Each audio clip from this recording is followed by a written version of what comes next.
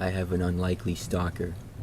I say unlikely because I'm a 6'7", 260-pound teenager, so frankly I don't consider myself a likely victim to a stranger, but I guess I was wrong. It started 3 years ago when I was walking home from my friend's house after a get-together. It was about 11 p.m. and not many people were out. I was walking about 35 feet behind someone and I wasn't really paying attention to him. That is, until he quickly turned and took a couple of steps up my front stairs before he used his phone to take a photo for some reason, I assume on accident, with flash of my house. He turned enough that I could see the details of his face clearly. I hurried inside after he continued walking and counted the seconds until the sun came up. I had almost forgot about that weird occurrence when, a week later, I was just finishing up shoveling my bottom steps. I can't exactly recall what time it was, but it was dark and nobody was around. This man seemingly came out of nowhere and grabbed my shoulder rather assertively, kind of startling me, but I didn't really get frightened. I had that feeling where you recognize someone, but you can't place where their face is from. Anyway, he said in a very bouncy tone, "Hey, got a cigarette?" I said no, and he just walked off. The same man came up to me while I was shoveling again on a different night and asked me the same question in the exact same tone of voice. I had the same response, and he left. This time, however, I knew where I had seen him before and it began to creep me out, but I still wasn't freaked out entirely. It happened again the next year, the next winter, and I hadn't seen this man the entire year between meetings. So I figured based on the pattern, I would only see this man during the winter, and he really posed no threat. But this experience was the bit that really rocked me. I happened to have insomnia, and this happened while I was up at 3 a.m. walking around. I happened to glance out of my second-floor bedroom window, which faced the road. I did the classic cartoon double-take and had to walk back to the window to peer out. What I saw still sticks in my head every time I look out that window. The man was standing on the other side of the street directly across from my house. He was just staring at my house and pacing, almost like he was waiting for something to happen. After a few seconds of watching him do this, I turned the light on in my room. His head bolted up to look at me directly in the eye, and he quickly turned and walked down the road. That winter, shoveling had me extremely frightened. I never shoveled at night, and found myself literally jumping at slight noises behind me. At one point, I dropped my shovel multiple times shoveling my front walk, simply from fearful turns over my shoulder. I'm sure this looked hilarious, honestly, but still from my point of view, the fear was real. That's when we get to a couple of weeks ago. Where I live, during the winter, the sun goes down around 5 p.m., and for some reason my mom was adamant that I have to shovel right when I get back from work at 6:30, even though it was dark out. I complied, but made sure not to listen to music and to be very vigilant. Multiple times I spun around to look at a few weirded out college students walking home from the school nearby, as I assumed they were him. I was just finishing up the stairs closest to my house as he clamped down on my shoulder. I whipped my head around to look at him in the eye, but strangely he wasn't startled and calmly said in his all too familiar phrase, "Hey, got a cigarette?" Once again I said no. I'm not sure why I couldn't bring myself to say something else. He walked down my steps and continued his way. My heart was racing as I rushed inside. I haven't seen him since this experience, and I figure I won't see him again unless I have another middle-of-the-night sighting as I'm leaving for college before next winter. Hopefully I've seen the last of him, but I can't shake the feeling that I haven't.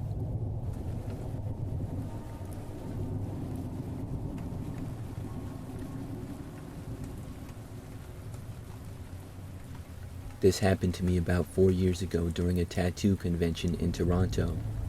I was still an apprentice tattoo artist, and this was my first time working at a convention, so I was super excited but also a bit underprepared. There were 6 of us going from the studio I worked in, 3 guys and us 3 girls. We booked separate hotel rooms and the guys booked theirs early, but I booked the room for the girls last minute because I didn't realize that the rooms would all be booked up near the convention center. There were almost no affordable rooms left, and I had a mini panic attack before I found a Super 8 with a room left. I asked if any of the other girls minded, and they were totally fine with it, as we wouldn't be hanging out in the hotel much anyways. Fast forward to us arriving at the hotel. It was literally inside an Asian strip mall that was kind of sketchy, but hey, we rolled with it. We checked in, unpacked, and headed down to the convention center to set up our supplies. Afterwards, a bunch of other tattooers asked us all out for drinks, so all 6 of us said sure and met up at a bar. We had a great night and everyone was having a blast. I really was not used to drinking at all, and it was getting later. Being my first convention, I didn't want to be tired the next day, so I asked if anybody else wanted to leave. They were all still partying and didn't want to go, but I didn't want to ruin their time, so I let them know that I was heading back to the hotel by myself, and I called an Uber. When I got there, it was completely empty. I walked through the mall, and it was silent and dark. I made it to the hotel entrance and walked past the check-in desk. Dark, and nobody was there. I was a bit creeped out, but also kind of looking around. I took the elevator to my floor and walked past the communal breakfast area. The breakfast room was dark, but I could see a silhouette of a man sitting in there alone. When he saw me, he stood up, and I could hear his footsteps walking behind me. I tried to stay calm and said to myself, he's probably just heading to his own room. I thought I was freaking out for no reason just because it was late at night. But as I continued down the halls trying to find my room, I decided for whatever reason to turn around, which led to the most disgusting sight I've ever seen. The doors for each room dipped into the wall slightly, and as I turned around, the man behind me quickly dipped into one of the doorways, then peered at me from behind the wall. We made direct eye contact, and my heart sank. I turned back around and sped up, just wanting to get back to my room and lock the door. I was almost there. I was at a T-intersection of a hallway, and there was a fire extinguisher behind glass in front of me, and I could see him behind me again in the reflection. I turned around and saw him dip into somebody else's doorway and peek at me. At that point, I absolutely lost it. I started running and booked it past the last few doors to my room around the corner. I swiped my keycard fast, and I'm surprised I didn't fumble and drop it. Then I slammed the door shut and locked it. Thankfully, because I was right around a corner, he didn't see which room was mine. I looked through the peephole in the door and watched him pace the hallway for a few minutes before walking away. I immediately went to the hotel room phone to try to call security, but nobody was answering. So then I called my coworkers who were still at the bar and told them what happened. They came right away and helped me find an employee. I guess they have next to no staff overnight and no security at all. The employee we did find tried to look for the guy, but he was long gone. He told me that he would check the cameras, but I never heard if anything came from it. I don't know what would have happened if that guy caught me, but I'm glad I never found out.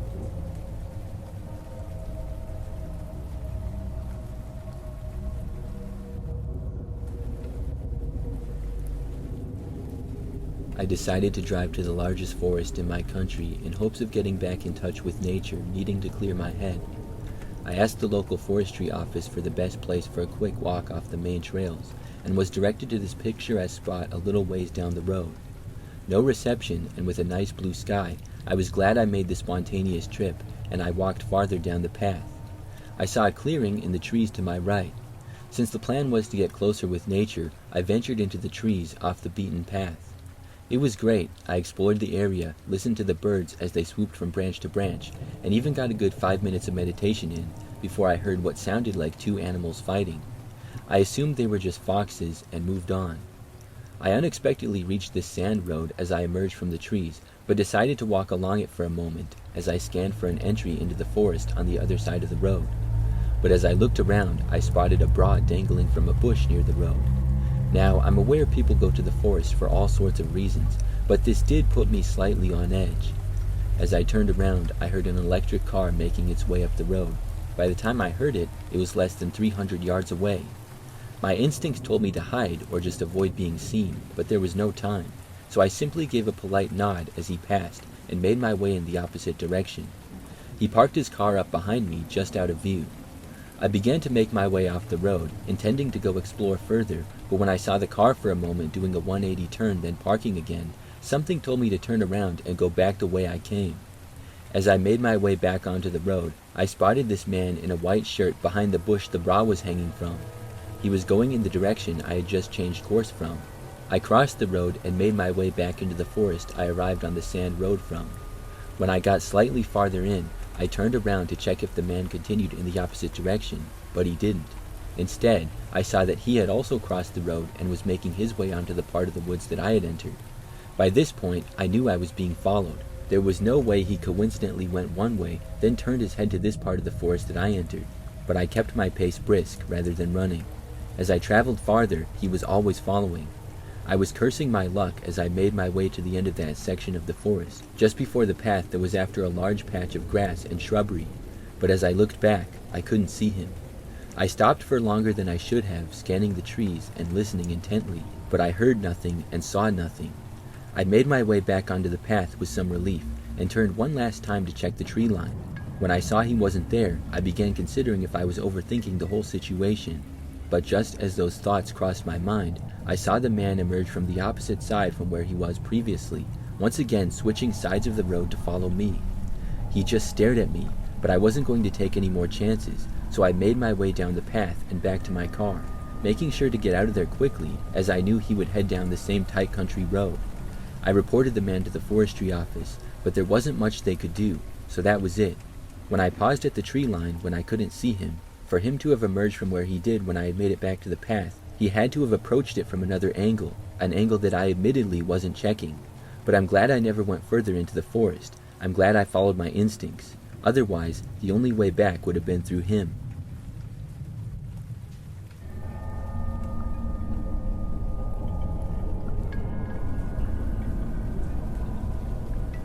This started about 2 or 3 months ago.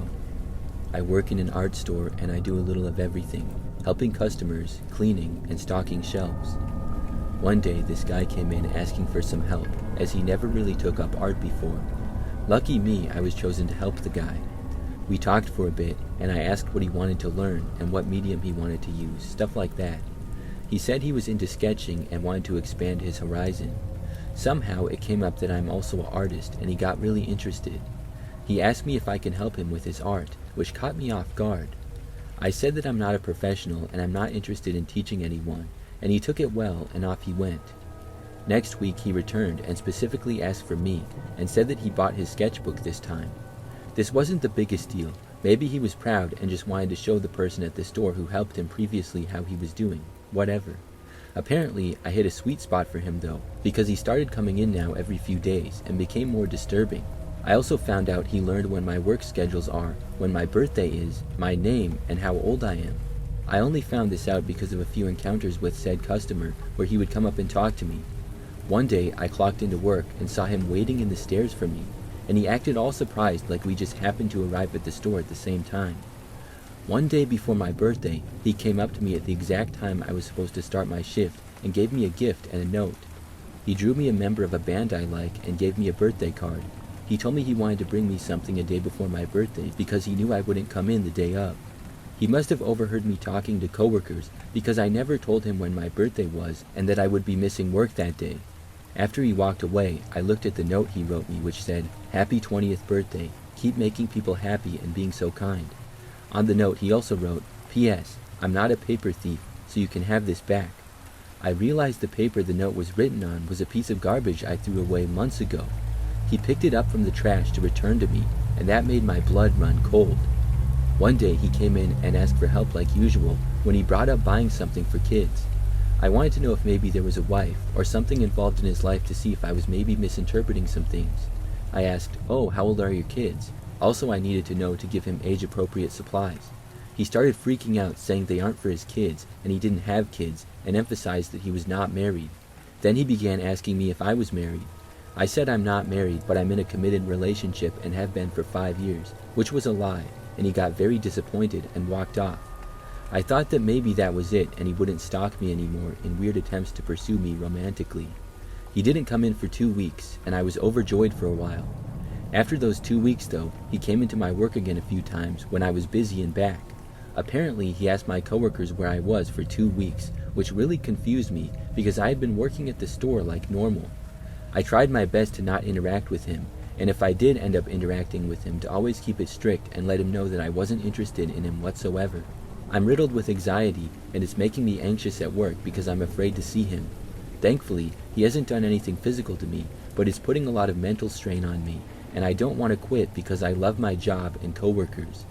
After the birthday incident, the moment he left, I went up to management and told them everything about him, and that it creeps me out and I feel unsafe. My manager said there's nothing they can do, and they can't ban him from the store because he hasn't done anything wrong. I've gone to management multiple times, and they've been unhelpful. I'm hoping my stalker eventually just takes a hint and leaves me alone at work.